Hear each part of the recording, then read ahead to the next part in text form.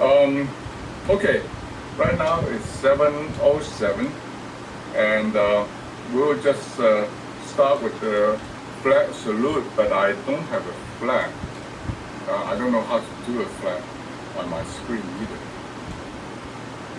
So place hands over your heart, and let's begin. I pledge allegiance to the flag of the United States of America. Oh, thank you, United States. Republic, for which it stands, one nation, Under God, under indivisible, indivisible, liberty and justice for all. Okay.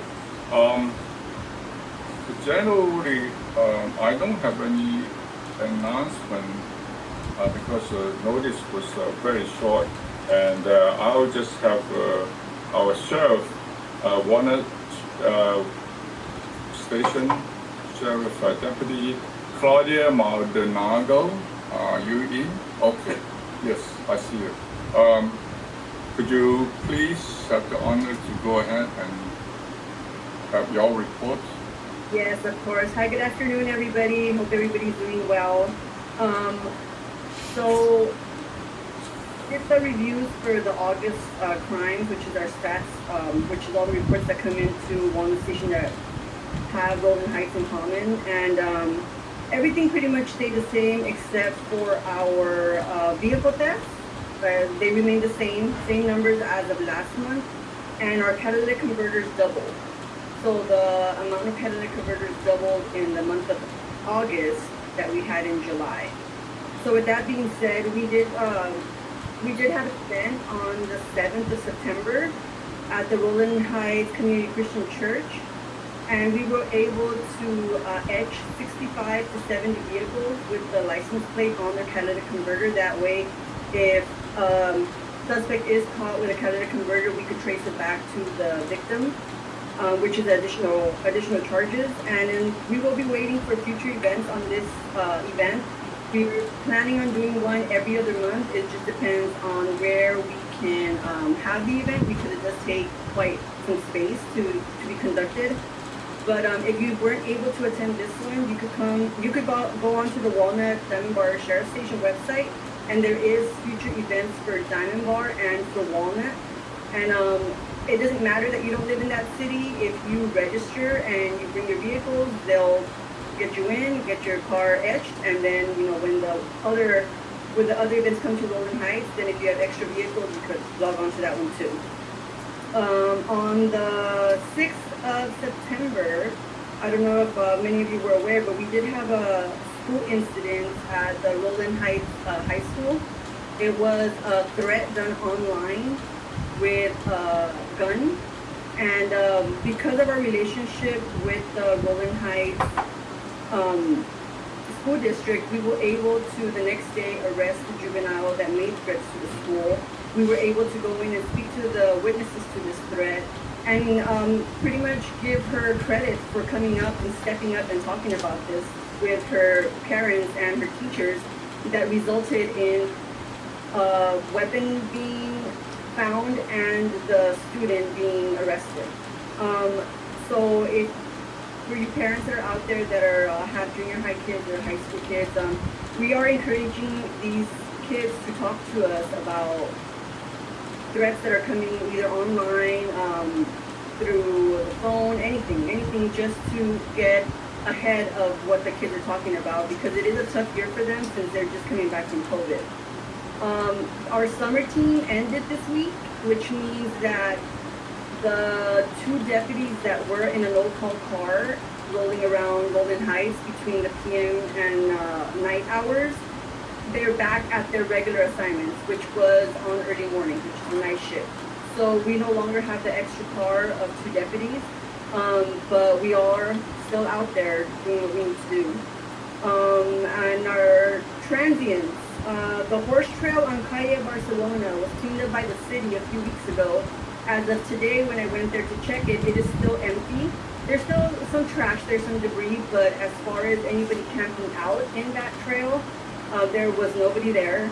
We are talking to the city about what's going to be done as far as either if they're going to close it or if they're going to board it up. But something needs to be done just because every time they clean it up, it just takes a few weeks and somebody's down there again with a tent, with a couch, with a recliner, anything that they can get their hands on, and the city has to go clean it up again. Now, we are experiencing a high volume of new transients around the city of Rowland Heights, and that's due to the Venice Beach cleanup of all the transients that were there, and due to the San Gabriel River riverbed by the Santa Fe Dam. That was cleaned up recently, so we are seeing a lot of new faces. So we have been talking with the Union Station Homeless Authority to identify these transients that are coming into our city and to offer them any services that they might want. And if it's even just to offer it to them, and if they don't want it, we at least know who is roaming around our city in case other crimes do occur. Now, as far as the vehicle thefts, we're going to be told, I'm just encouraging everybody to put your property in your house when you get home from work, to cover up whatever you may have in your vehicle, because the numbers on our vehicle birds from last month are the same. We had the same amount of cars burglarized last month and now this month. So, like I said, I just encourage everybody. This conference will now be recorded. I encourage everybody to put their property in their house. Don't keep anything in your car visible for anybody to walk by and try to take it. Bills, even your insurance cards. Take a picture of it, carry it around in your phone, and leave everything inside your house. That way, these people, if they do break into your vehicle, they have no information on you. As far as that, I have nothing else. Nothing else new to talk about. If anybody has any questions, you're free to ask questions, suggestions.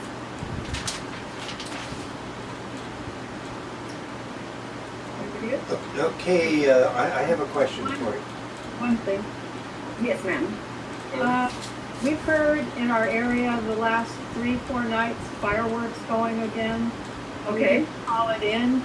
We're over towards, we hear it at Gloria Deer Park, but we don't go outside, so we don't know where it is. So just be aware it's happening in the early evening, maybe about what, 9 and 10 o'clock. No connector.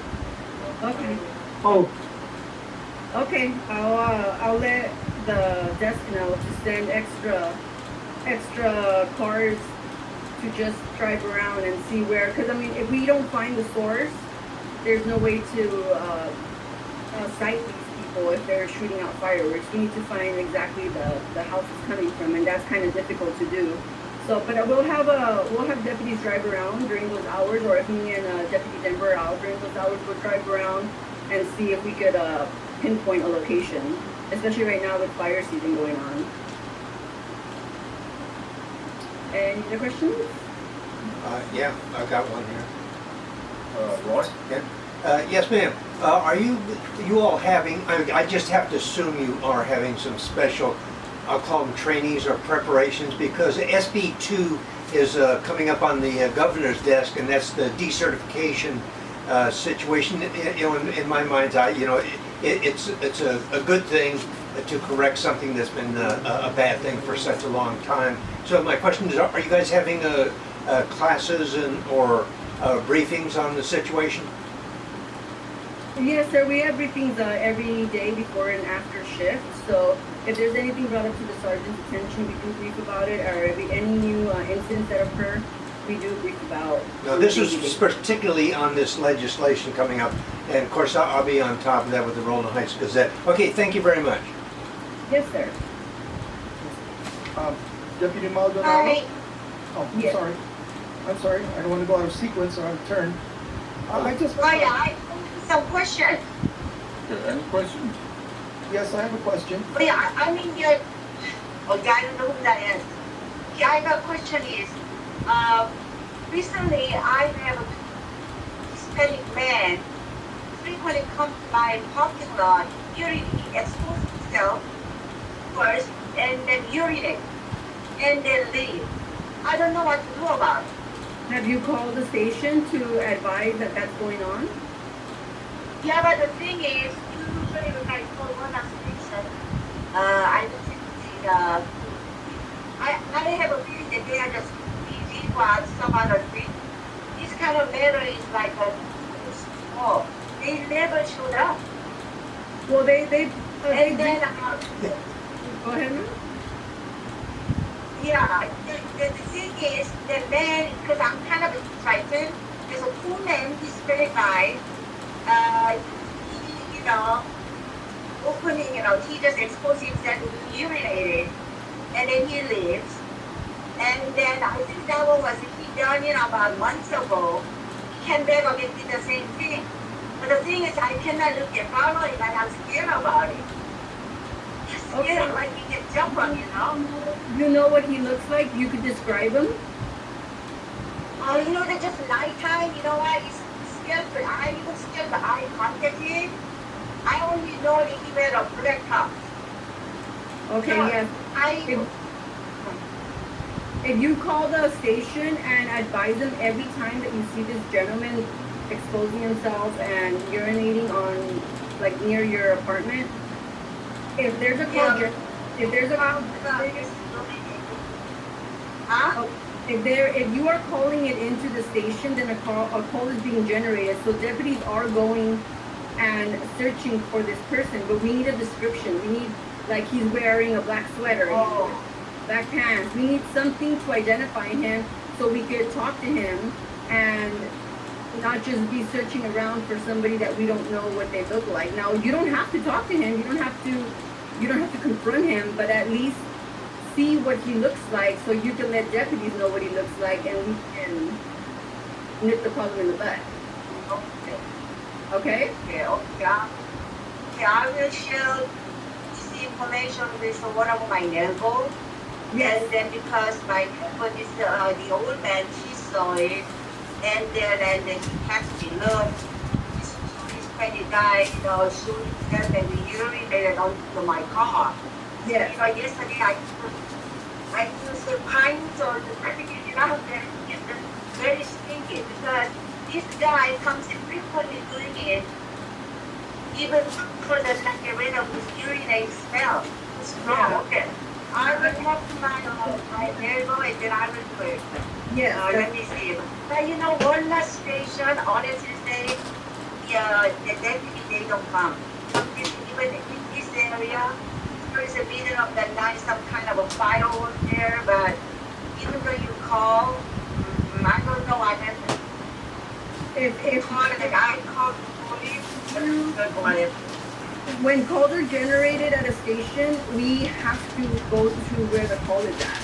So if they're not speaking to you or if they're not contacting you, it's not that we're not going, that we're going and you don't see us there now. But if you want the cops to talk to you, if you want the deputies to stop by your house and talk to you, then you can request that. You can request for the deputies that go to your call to stop and talk to you so that way you are being assured that we are going to whatever call you're calling about.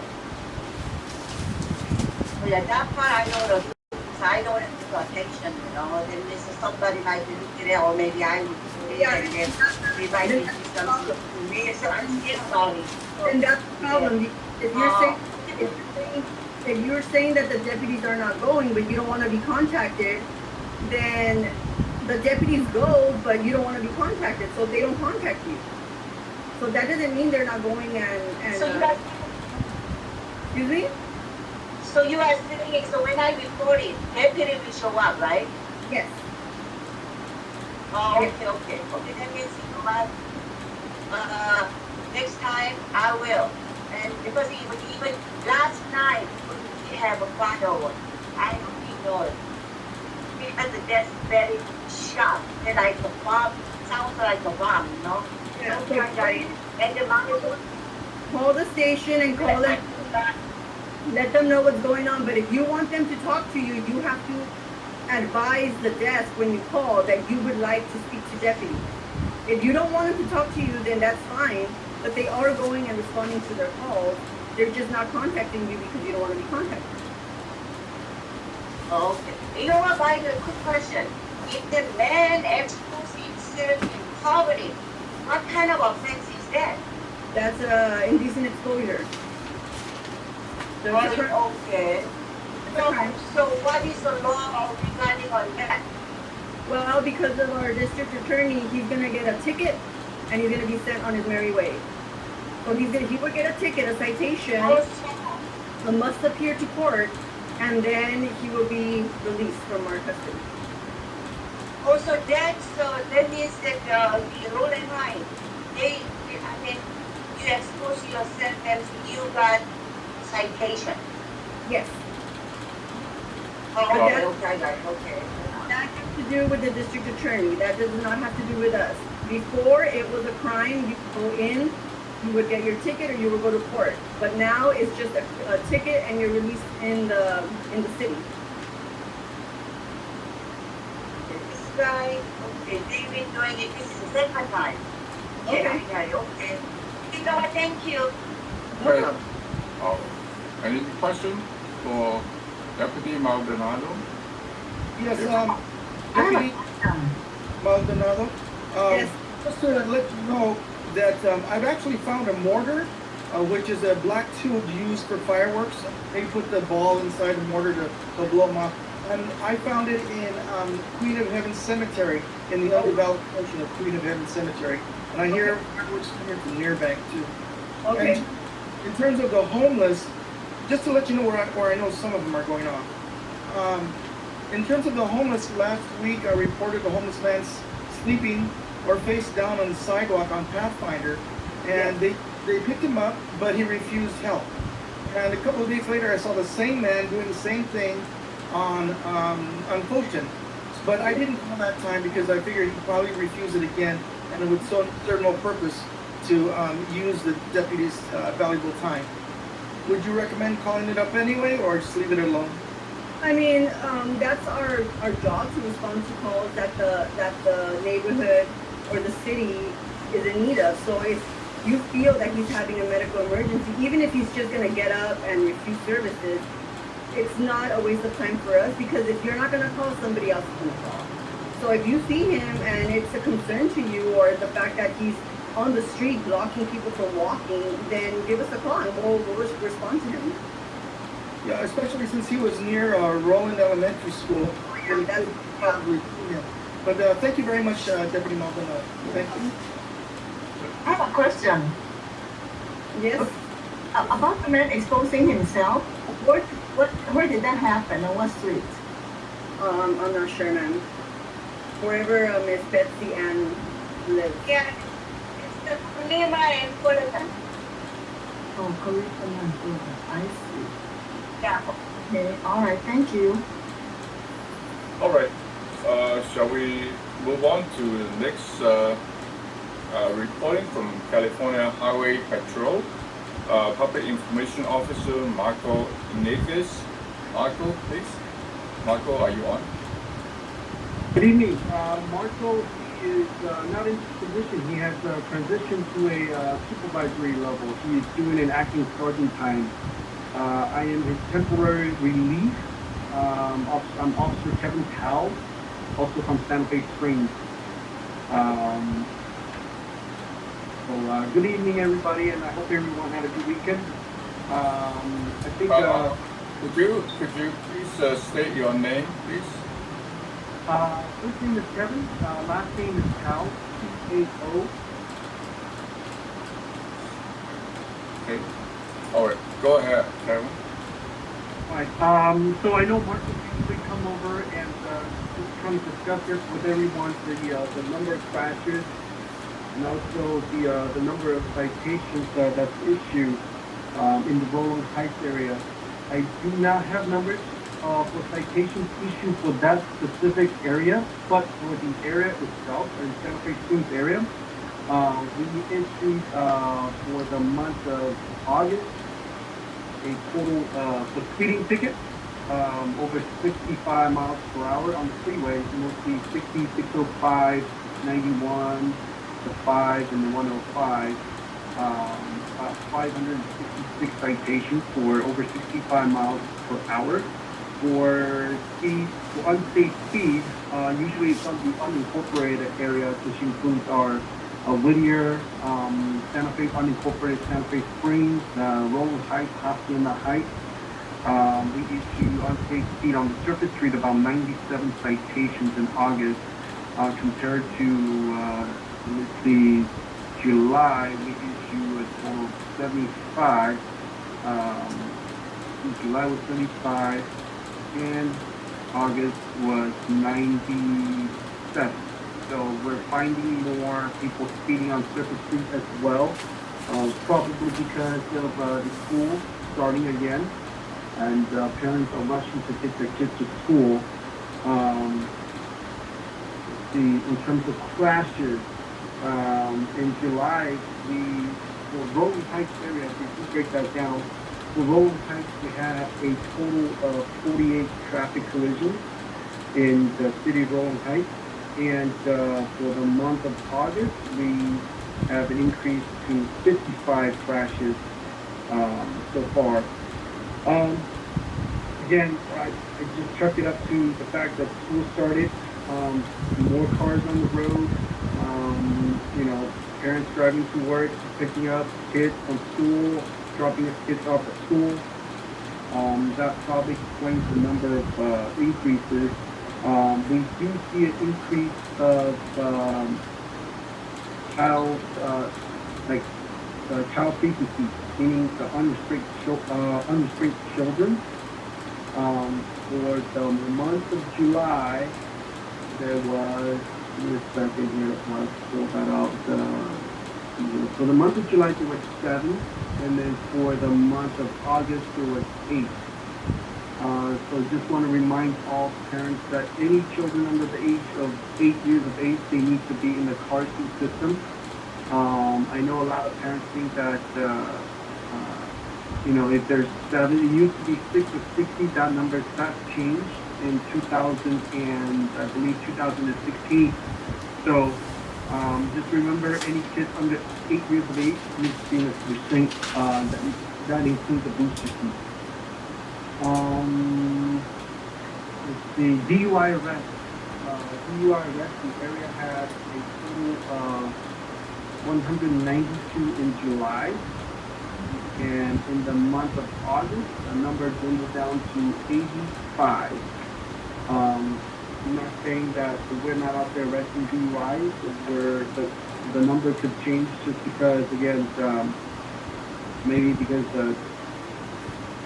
people are now getting understanding that the consequences of DUI, and and it shows because it might be less in the DUI crashes as well. Let me see. Is there anything else that you guys have questions for in terms of traffic? I know that I've gotten a few calls for a traffic complaint in the Rolling Heights area, mostly in the Rolling Heights High School, and also I believe Blandford Elementary School. The principal has called and complained about parents double parking in the red zone and parking in the red zone, dropping off kids, and children not using crosswalk crossing the street, which is very dangerous.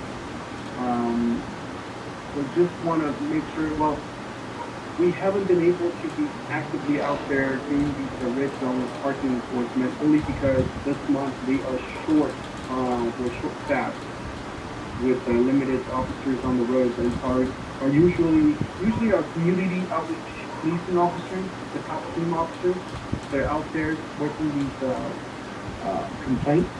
Unfortunately, because we are short-staffed this month, those officers are handling and taking a beat and out there working the beat instead of working these complaints. And the beat has priority over complaints. And that's the reason why you haven't seen the officers out there taking enforcement actions for illegal parking. That is pretty much all I have. Do you guys have any questions relating to traffic? It's indirect. We're planning, we've been in community. Program Analyst Malisea Akoba. Malisea, are you on? Yes, I am. Hello, everyone. I do have a presentation, so would it be possible to share my screen? Yeah, but I'm gonna need some help. I don't know how exactly it shows. Henry, Yeah. go to her box where her picture is, or a box where she's on. There'll be 3 little dots that'll appear. Click it, and it'll allow you to have her share her screen.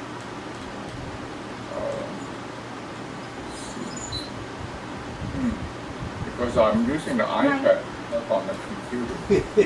So bear with me. I think I'm MAD. M-A-D, okay. Go Windows.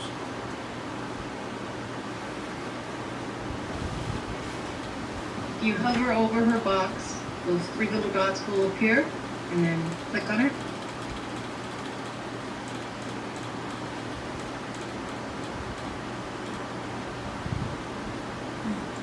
See, the iPad doesn't have a computer. Sorry about that. Okay. Well, in the interest of time, then I can just go ahead and do the presentation without the slides. But bear with me because I do have a lot of numbers. So, just to give you an update on COVID-19 cases and death rates as of September 9th. Go ahead. Oh, all right. Here we go. Got it, yeah. Thank you. Okay, let's start the slideshow. Okay. So now you can see my screen. Fantastic. Yes. Okay. So the COVID-19 case and death rates in Rowland Heights as of September 9th are the following, and I've compared them to LA County just to give you context here. So for Rowland Heights, the adjusted case rate per 100,000 people is 8,065, compared to Los Angeles County, where the adjusted case rate per 100,000 people is 13,853. The adjusted death rate per 100,000 in Rowland Heights is 115 compared to LA County, where the adjusted death rate per 100,000 is 234. And what these numbers are basically saying is that, Rowland Heights is experiencing less cases and less death than the rest of LA County. And this has been true throughout the pandemic. But despite these numbers, we just want to remind you that it is important to continue to be mindful of the Delta variant, which is still highly transmissible and responsible for almost all the cases in LA County. And again, unvaccinated people are more likely to experience severe illness or hospitalization than people who are vaccinated. So again, this is just a reminder that if you have not been vaccinated yet, please, get vaccinated and, of course, continue to take preventative measures to limit the spread. As for vaccination rates in Rowland Heights, we've broken them down by age group so that folks in Rowland Heights who are age 12 and over, 79.2% of them have been vaccinated. Among youth who are aged 12 to 17, 77% of them have been vaccinated. And among seniors who are 65 and over, 86.8% have been vaccinated. So, looks like that seniors are doing great, but you see here that youth who are aged 12 to 17 have the lowest vaccination numbers of them all.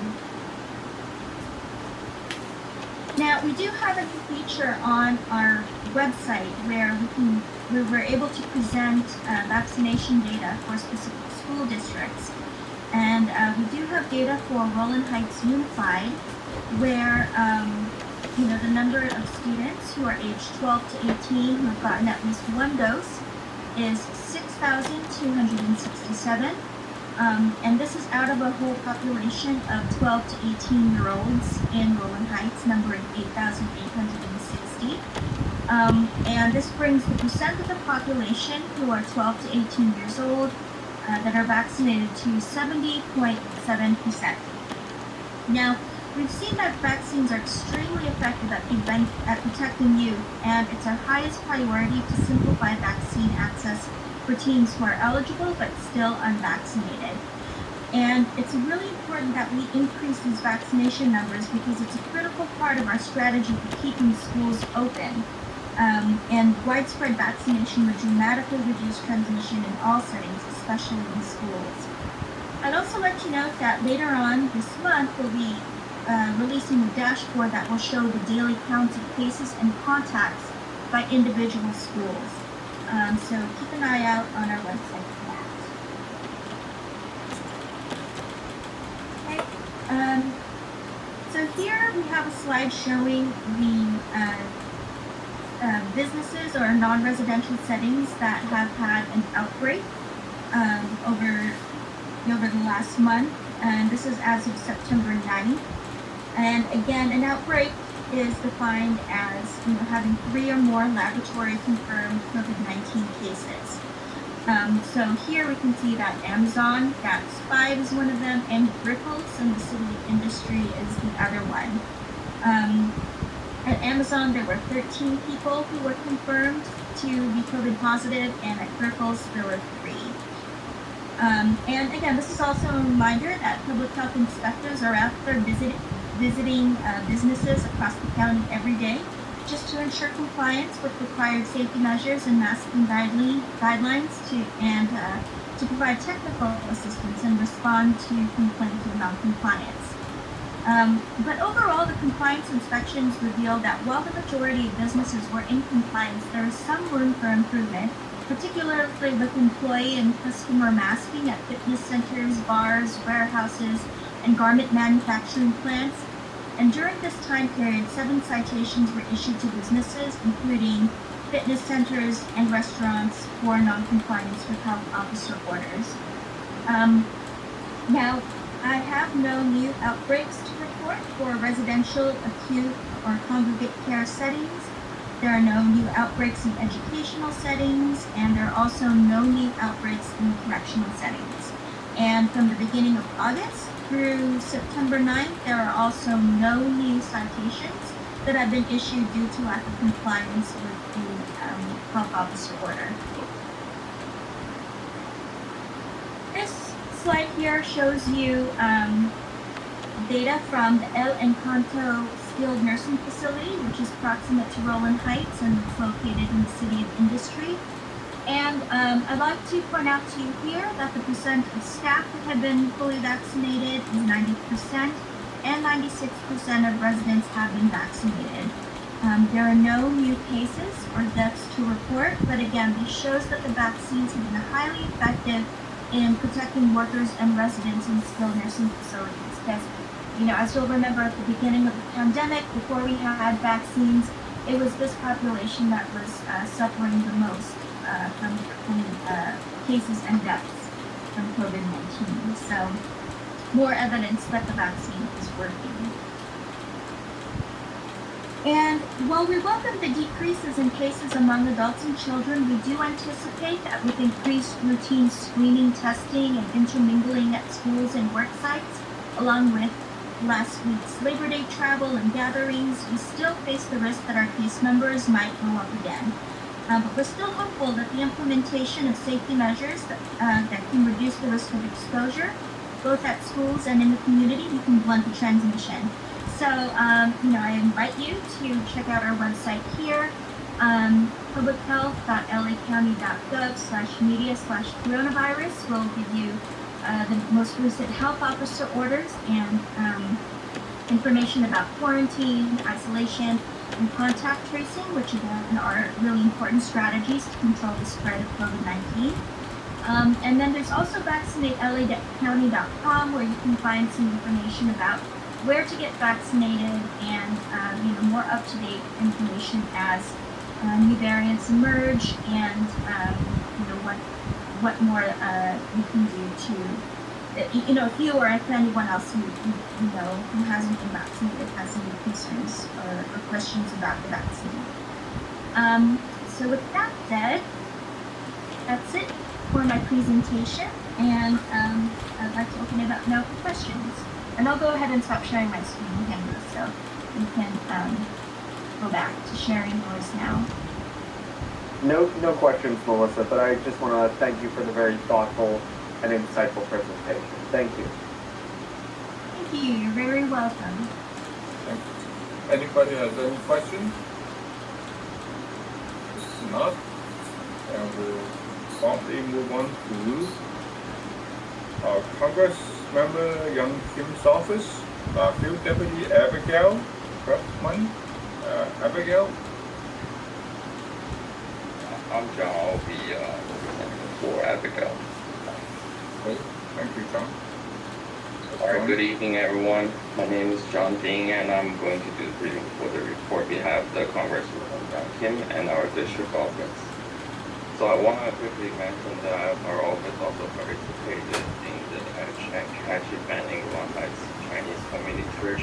We really encourage people to join because the process is free of charge. So maybe the month next after next month we can have more people joining.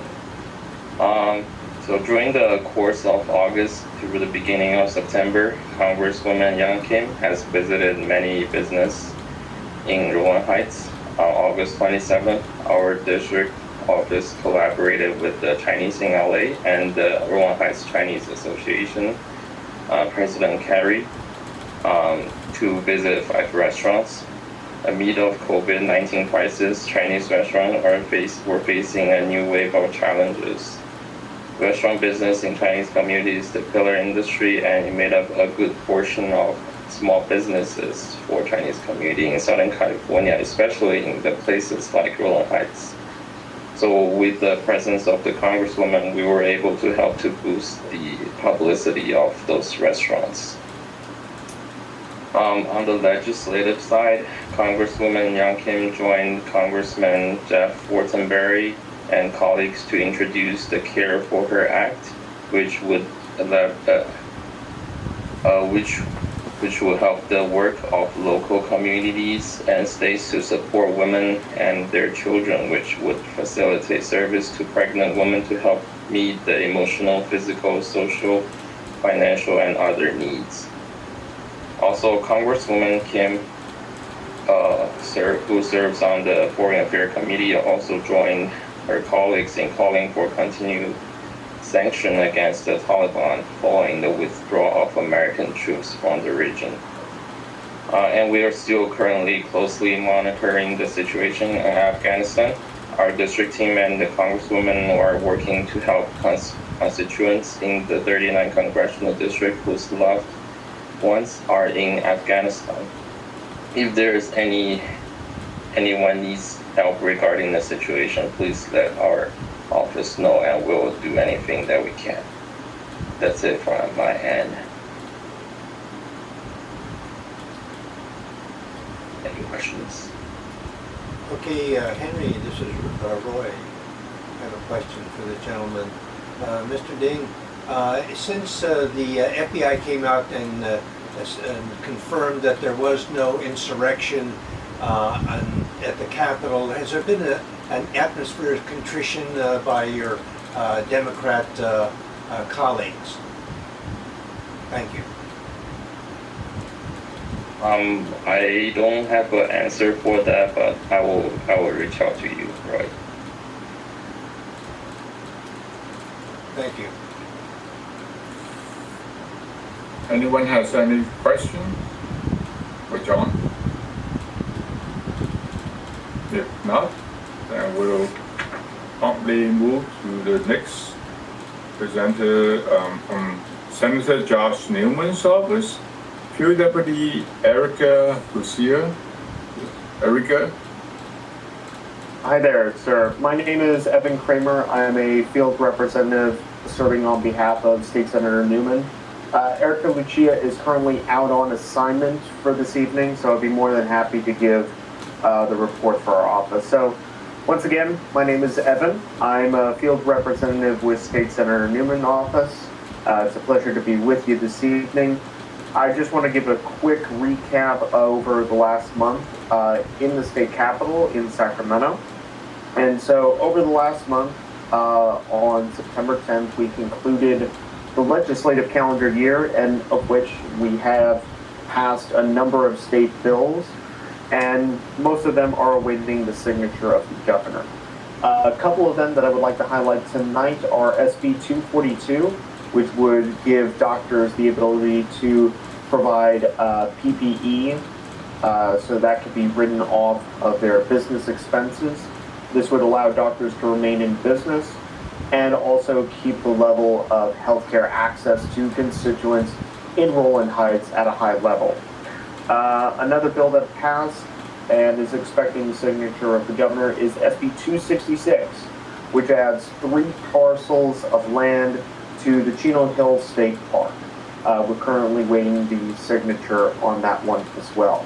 Final bill that I would like to highlight for tonight is SB 362, the pharmacy quota elimination. This bill would would prohibit the use of quotas to determine the performance of pharmacists and pharmacy technicians. This would take away an undue burden on healthcare professionals serving in your local CVS, Walgreens, etc., to provide adequate health care and ensure that residents are given the best level of care possible. Our team is going to be hosting an outreach event in the city of Stanton in Orange County this Saturday from 3 p.m. to 5 p.m. This will be celebrating the Mid-Autumn Festival. It's a Vietnamese holiday, so if you're in the mood to come on down to Stanton, we'd be welcome to have you. If you have any questions, I'll stay on for a little bit. If I dip out a little early, you can reach me directly at our office, our district office, at 714-525-2342, or you can email me directly at Evan, capital E-V-A-N, .Kramer, capital K-R-A-E-M-E-R, at sen.ca.gov. And with that, I'll open it up to questions. Anyone This is has Roy. a question for Evan? Mr. Roy, go ahead. Just to, any rumors floating around on, if I get the numbers right, SB 9 and 11, which essentially destroy the R1 zoning situation throughout the state of California. Do you have any little hints what's going on there with it, those two? Right, with SB 9, I think you mean SB 10 Okay, regarding housing bill, is that right? Yeah, if I get the numbers wrong, pardon me. Okay, not a problem. I do believe those bills have passed and they're currently awaiting the signatures. I can look that up in just a moment. Okay, and you know the big one that we're waiting for is SB 2 on certification of law enforcement persons. That's going to be a game changer throughout the state of California and joining movie number 47. So thank you very much for your time, and we're really waiting for an outcome on those. Thank you. Right, and I believe I heard you discussing that with Deputy Maldonado. That bill has not been signed by the governor. That's not law, and it's not going to take effect yet. Okay, but it's still pending. Is that correct? Yes, depending on the date when it was engrossed or made it through the legislature. It hasn't been passed to the governor's desk yet. Oh, okay. All right. Thank you. Of course. Any further questions?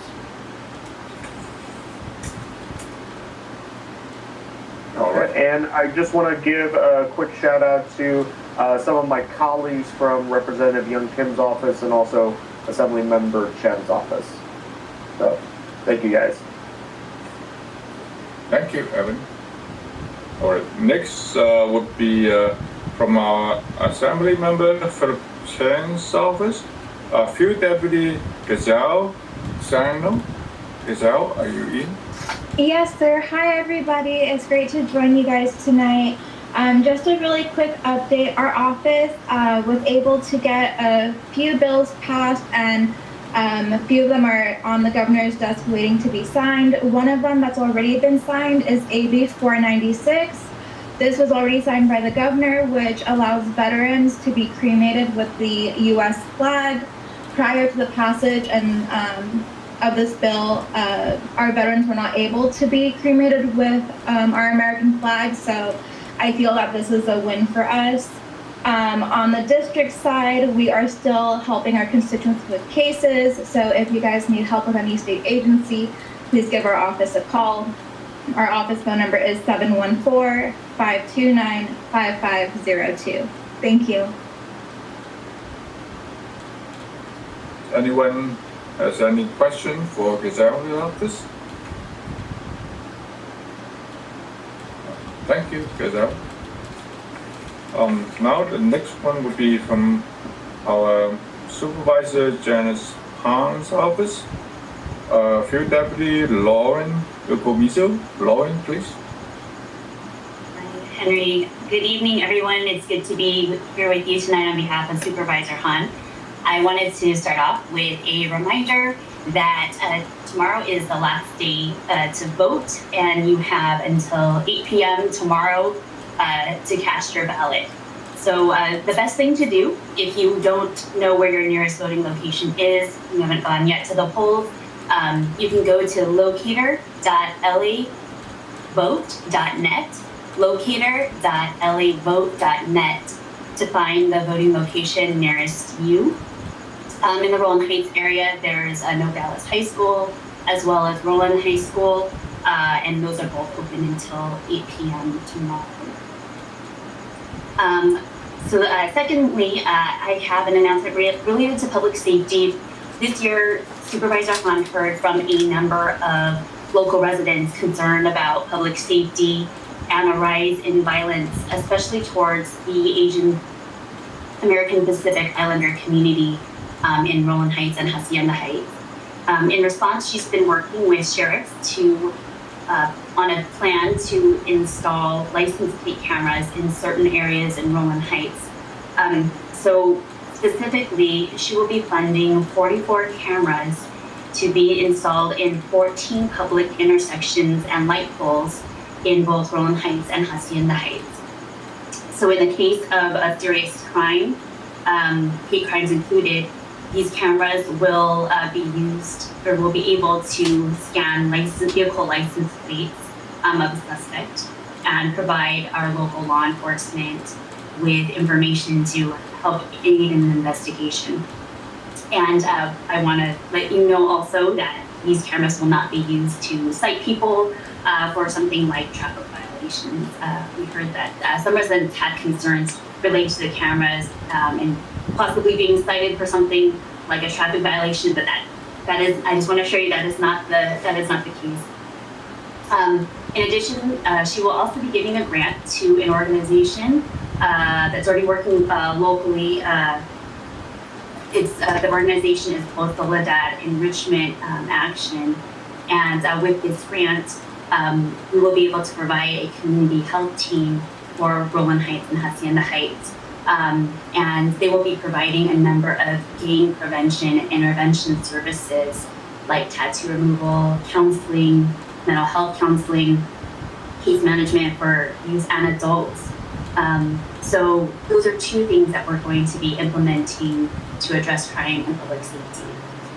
And lastly, just want to let you know, yesterday we had an event. It was called Seniors Fight Back over at Shabarn Park.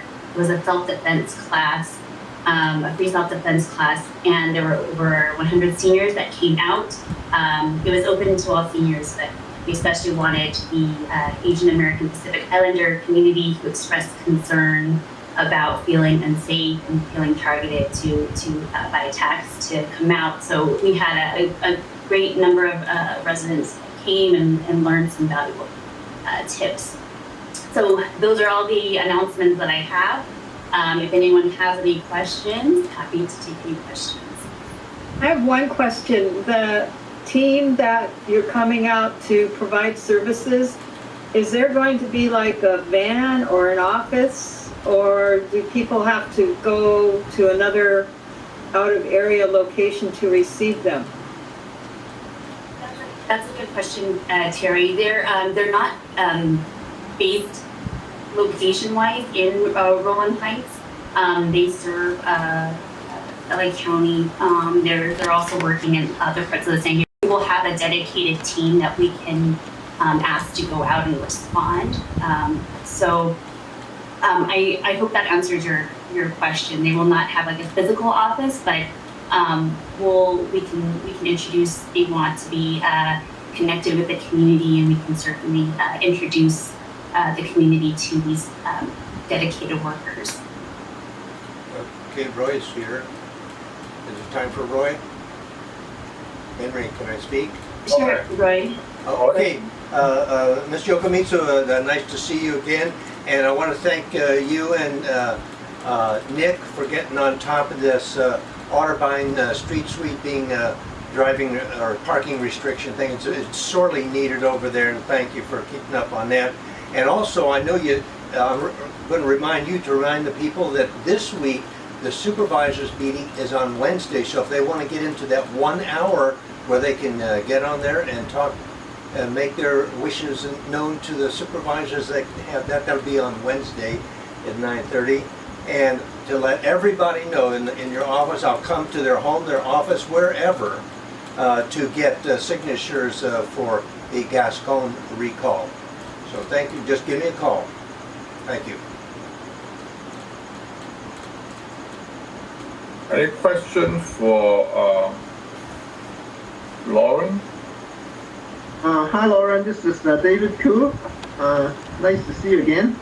I was at the senior fight back classes yesterday at the Suburban Park. It was a great event. I mean, a lot of seniors were there. However,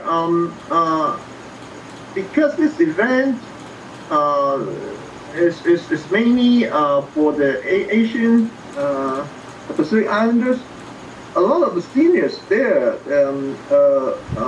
are Asians, and most of them they are not they don't really speak English. So, but the class was conducted in English. So I was wondering if you can have the class in another language, like Chinese, would be better. Okay, that's good to know. So the organization actually had interpreters there, but then when they walked around, they just assessed, and we didn't think that people were working with each other, like others that were part of the class were helping interpret for one another. So that's why they decided not to go ahead and put an interpreter up there with the instructor, but that is something we did have available, but that's something we can consider for a future class, especially if you had heard that other seniors were struggling with the language barrier.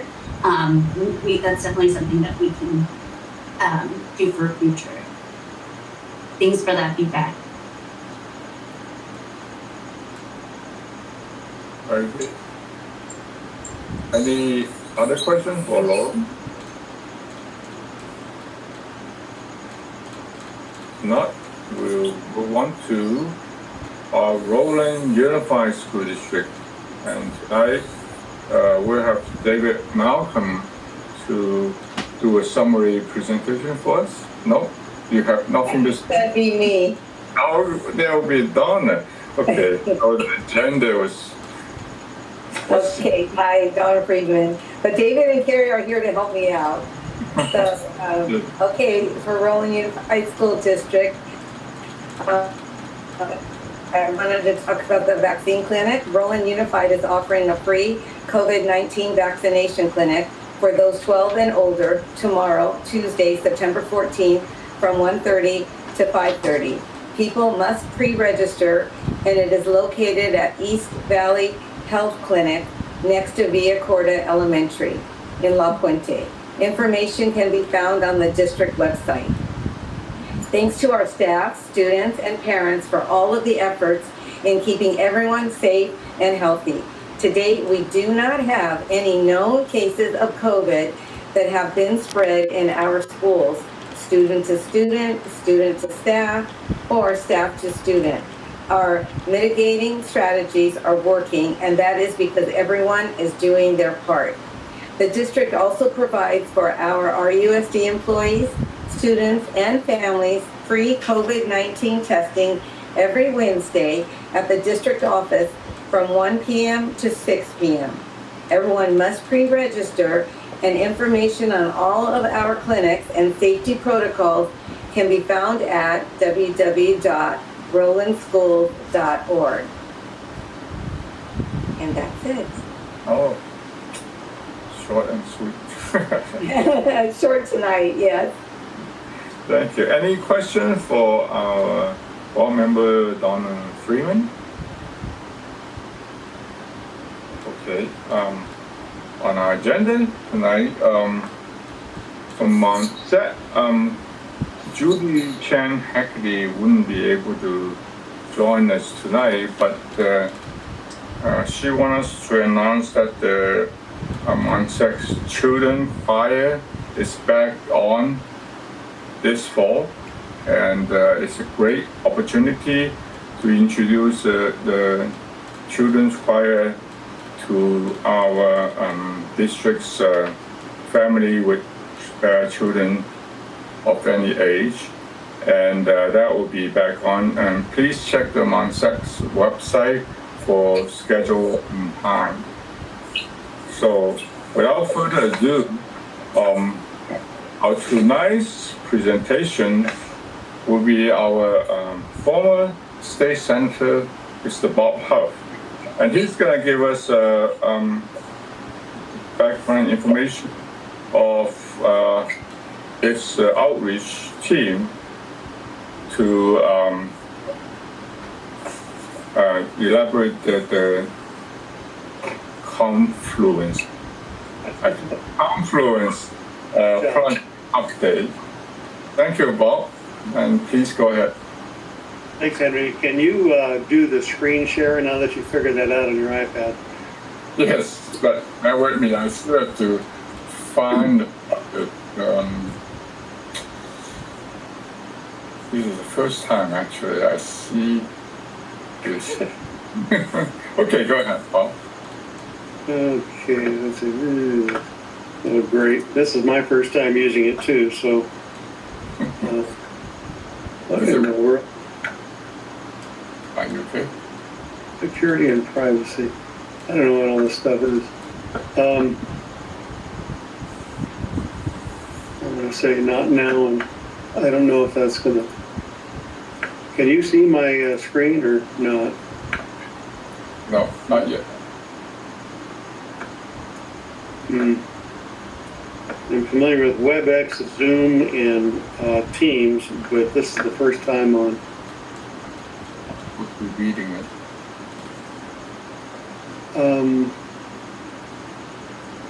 You know what? Let me just go ahead without the slideshow because I can just talk it through. First of all, thank you everybody for being here tonight. If you have, by the way, so I'm former Senator Bob Huff, used to represent the 29th district that Josh Newman does now. And, you know, be sure and tell your boss he's doing a great job. All the elected representatives out there, a little shout out to you because it's tough work dealing with all the emotion that you do and then relaying it to the community, but it's essential in our form of government, so appreciate what you're doing. And the Coordinating Council has had a long established tradition of providing good information for the community, so thanks to all of you. Cary, thank you for helping facilitate my meeting with you tonight. I know, you know, there's some difficulties with leadership as far as personal issues, but thank you so much. So if anybody has driven through, oh, and I'm working with TRC, it's an engineering firm, they have public outreach, and they are working and representing San Gabriel Valley Council of Governments, who's overseeing the 5760 Confluence Choke Point Relief project. That is a mouthful to get out. But if anybody's driven through the exchange of the 5760, you know it's dysfunctional. What you may or may not know is it's number 1 in California for freight delays, number 11 nationally, second worst truck involved accidents in Southern California. And this has been the way since it was built, but as the population has grown up around it, the dysfunction has grown more paralyzing as well. So, you know, it takes a lot of resources to fix something that wasn't done right. And in this case, we've been looking at millions and upon millions of dollars. But we tend to do some projects as the money becomes available. So if you were driving on Grand Avenue right now, you're going to find something totally unrelated to the project we're on, which is golf course closure, but it is related to the overall project of fixing the 5760 dysfunction. And that's the widening of Grand Avenue and Golden Springs. That's going to take a couple of years, and they've been at it now for 6+ months. But what we are specifically working on is the closure of the golf course. So to do the main fix of the weaving, the people having to cross over traffic on the 5760 requires about 10 acres of property adjacent to it. And so the county owns the golf course there, and we are working with the county, frankly, with the project coming together with their cooperations in partnership with Metro, Caltrans, San Gabriel Valley Council of Governments, City of Diamond Bar, and the City of Industry. So, you know, getting everybody's heads together to try and make this work has been fun, but it's all happening. So 6 holes will be directly impacted and need to be reconfigured. They brought in an outside golf designer, and they have redesigned the course. So we shut the course down September 1st, and it will be closed for about 18 months. So don't expect it to open up until early of 2023. All the golf course facilities will be closed, so that's the driving range, the course itself, the banquet facilities, and the restaurant. Should somebody want to book a future banquet event or a golf tournament, they can call the golf course still. There's a couple of guys that will still be around kind of keeping it in mothballs as the work is going on. That number is 909-861-8282. Now, I would show you a map of improvements, but we're not looking at that, so let me describe it. They're redesigning the 18-hole layout because 10 acres is a pretty big chunk. Some of the numbers now will be changed to totally different numbers that will be going different directions, but all holes will be renovated with new fairways, greens. There'll be 3 new tees installed at each hole for a total of 5. I only golf off of the easy ones, so what do I know? But that's what they're doing. There'll be many more sand traps, not exactly my favorite, but maybe you like them. It'll be a new maintenance facility, complete new irrigation facility. You may have noticed that some areas look a little rough around there and not irrigated as well. It turns out that if they have to fix one sprinkler, they got to shut down the whole system. So this will have a lot more independence built into it so that they can fix sprinkler heads without having to cut the water to the whole golf course. But for the golfers, and I'm not one, although I do play out golf, I don't play golf, the course par and yardage will remain the same. As far as the confluence choke point relief improvements, I told you about Grand Avenue widening going on already. And I put this in context because everybody wanted to know, what does this project mean to me? Well, if you're a golfer, it means you're not going to play golf there for a year and a half. There's 5 other courses nearby, and I'll give you a website later on you can go to look at to find them. But Pomona is the closest up by Fairplex Drive, so near the Fairplex and also Benelli Regional Park. That's the closest one. Of course, not on the list is the one in your own community, Royal Vista, which is similarly priced and still open and available. So all of these courses are going to have a little bit more play as they have to absorb the golfers from this. But in the course as a whole, or this project, there will be new bound on-ramp, on-ramp, I can say that. You're having a problem with confluence, I'm having a problem with on-ramp. There'll be a new eastbound on-ramp bypass lane from the SR60. Other improvements will be traffic weaving, having to cross lanes of one freeway to get to the other. That's where most of the accidents happen. So the overall objective is a speedier, safer transition at the freeway confluence area. To reach the golfers, because the county was particularly wanting to make sure that their golfers were taken care of, and that rightfully so. So we had a 5-week outreach to the golfers themselves with a booth at the golf course.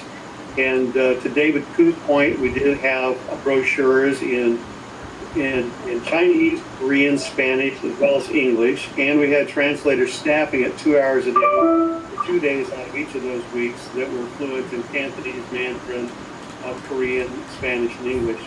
So we tried to reflect the diversity of our community and make sure they're getting appropriate outreach. A fact sheet was also sent out to player groups by American Golf. American Golf runs the concession there at the golf course. So they'll be the ones that were staffing it with the skeleton crew for the next year and a half. We did social media posts. We'll continue with updates as appropriate on Facebook, Instagram, Twitter, WeChat, and which is the Korean form. Flyers were walked to 4,500 houses, apartments, and businesses. But the easiest way, if you want to stay up on what's going on and keep updates, is go to the San Gabriel Valley Council of Governments website, and you can sign up there. That would be sgvcog.org/6760 project. There's also an information hotline, 866-995-5760.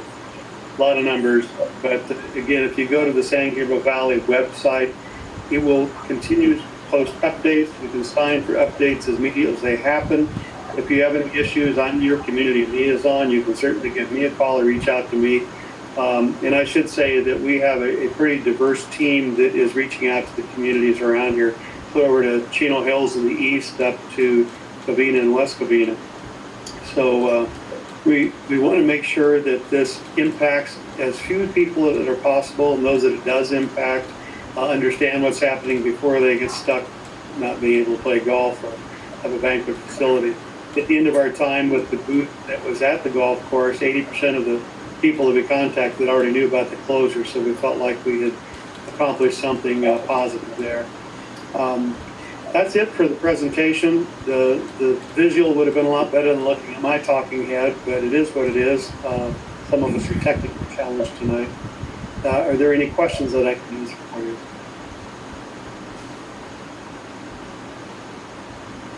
Just give some background to everybody that the confidence project was presented at the RHCCC meeting back about 10 years ago by the freeway designer engineering company. So this project is long in planning and coming finally. We look forward to a successful completion on time and schedule. Thank you, Henry.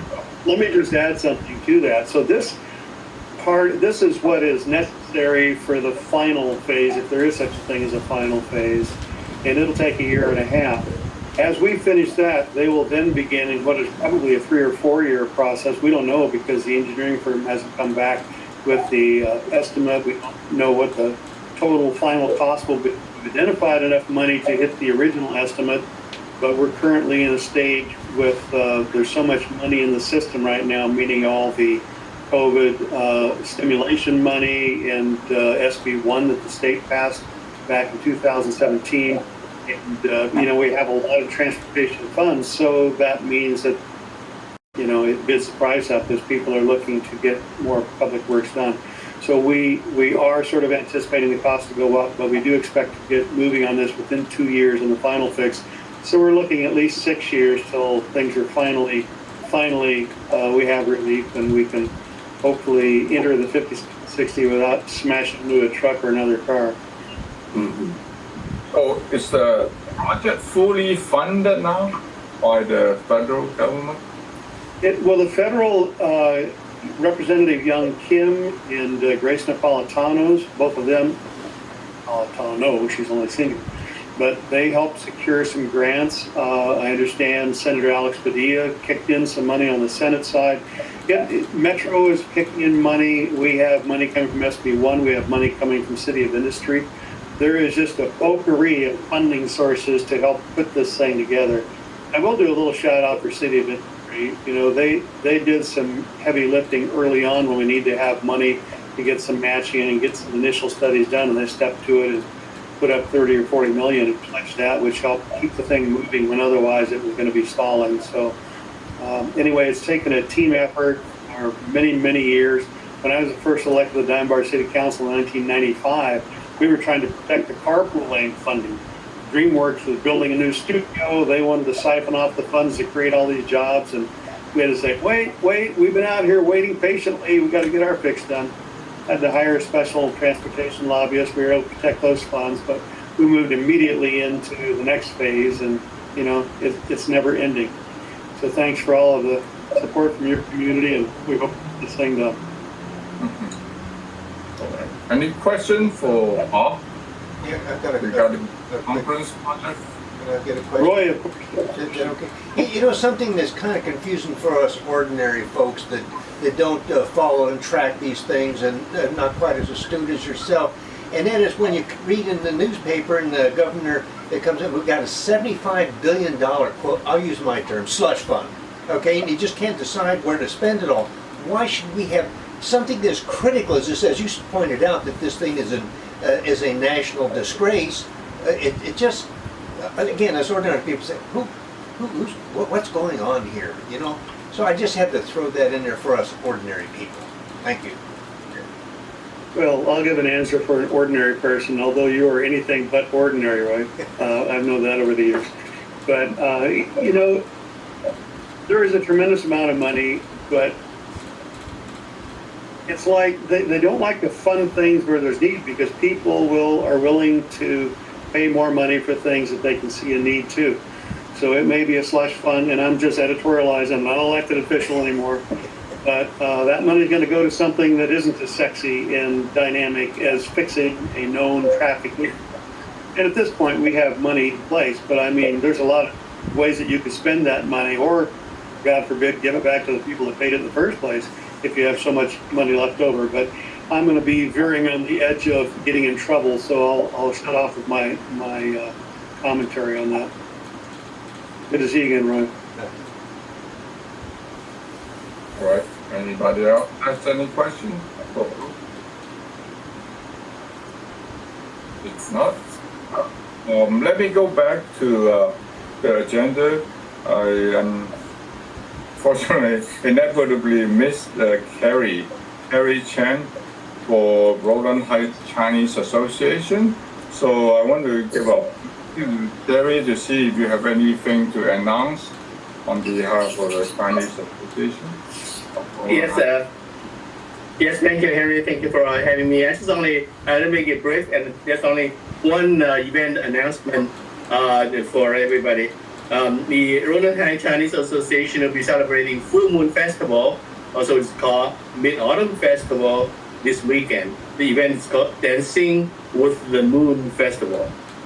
It's organized by the largest Chinese community media, the World Journal, and co-sponsored by Roland Heights Chinese Association.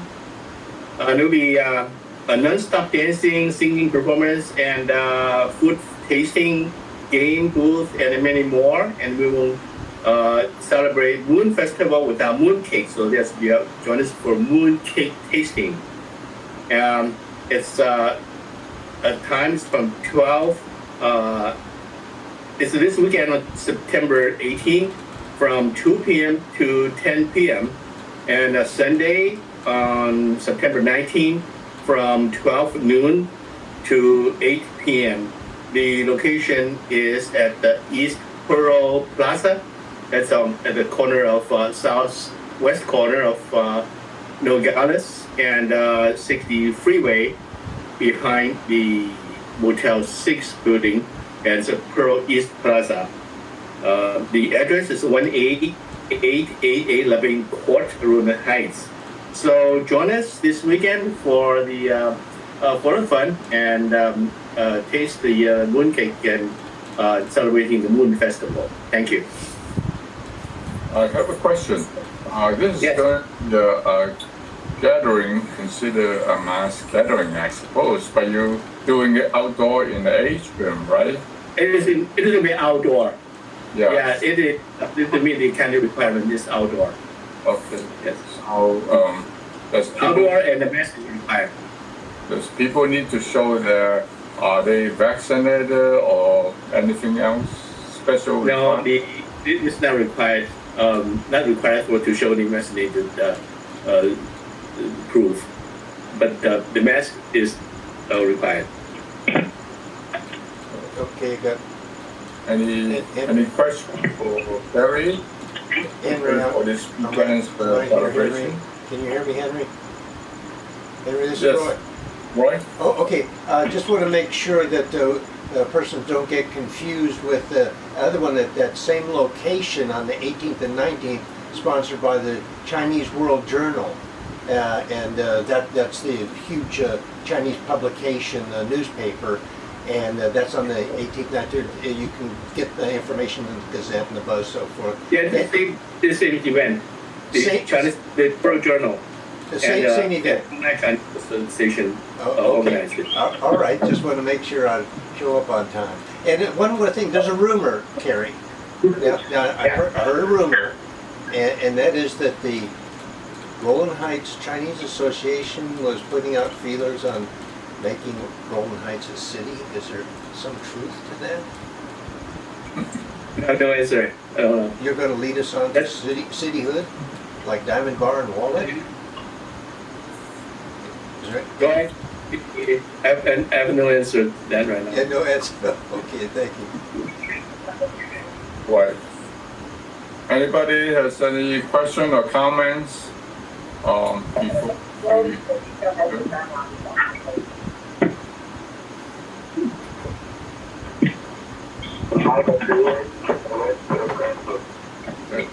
All right.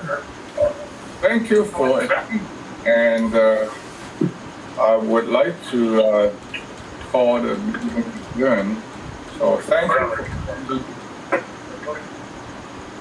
Pardon my training status.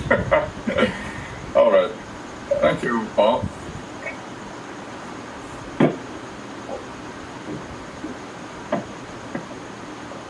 Okay.